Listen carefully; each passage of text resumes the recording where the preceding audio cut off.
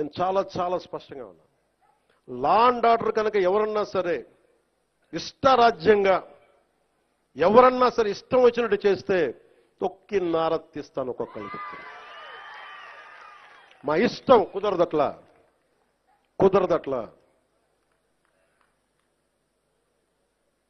ఇది చాలా చాలా జాగ్రత్తగా ఉండాలి. ఇది నేను తెగించి వచ్చాను రాజకీయాల్లో, గుర్తుపెట్టుకోండి.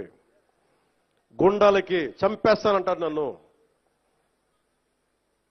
మొన్న అడవుల్లోకి వెళ్ళాలంటే నక్సలైట్లు మందు పాత్రలు పెడతారంటే పెడితే పెట్టండి, పేలిపోతాను. కానీ నేను ఆపను నడక, అంత తెగించున్నాను, గుర్తుపెట్టుకోండి. ఎందుకంటే నేను అభివృద్ధి కావాలి. పోలీస్ వ్యవస్థ ఏం చెప్తారు, సార్ అక్కడ వెళ్తే మీరు మందు పాత్రలు ఉంటాయి, ఇబ్బంది పెడతారు, భయపెడతారు. భయపడేవాడిని రాజకీయాల్లోకి రాకూడదు. మంచి చేయాలని వచ్చాను, నాకు భయం లేదు. నాకు అంటే ఇంత తెగించిన వాడిని ఆకు రౌడీలు కానీ చిల్లర వేషాలు వేసేవాళ్ళు కానీ నేను భయపడతానా? అందుకని చాలా జాగ్రత్తగా ఆలోచించి అందరూ దయచేసి మసలండి.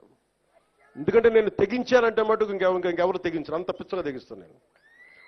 ఎందుకంటే నేను నిన్న ఎందుకు క్షమాపణ చెప్పాలి? ఎందుకు క్షమాపణ చెప్పాలి? నేను బాధ్యత అడిగాను, మీ ఓట్లు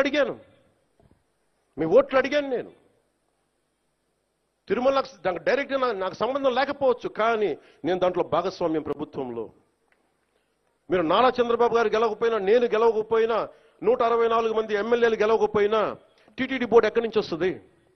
చైర్మన్ ఎలా నియమితం అవుతాడు? ఆయన ఈఓ ఎలా నియమితవుతారు? ఈఓ ఎలా నియమితులు అవుతారు?